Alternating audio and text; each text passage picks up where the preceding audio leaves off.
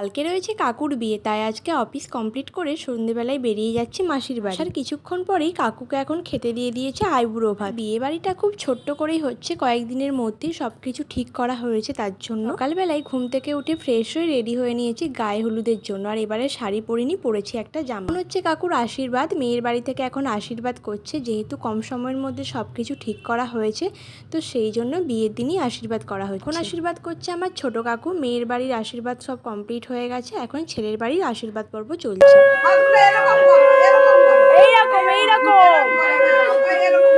গোল করে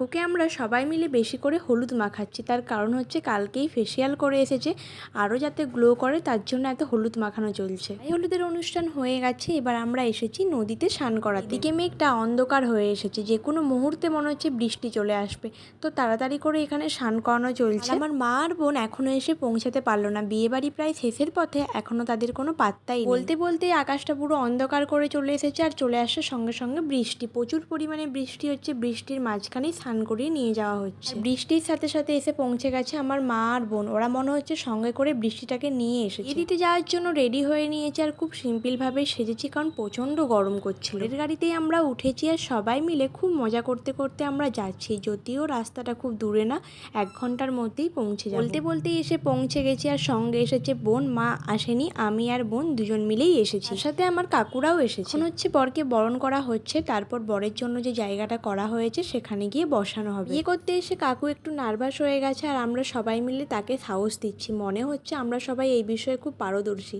অনেকবার করে বিয়ে করে ফেলেছি। তো যাই হোক, কাকু এখন বিয়ে করতে বসেছে।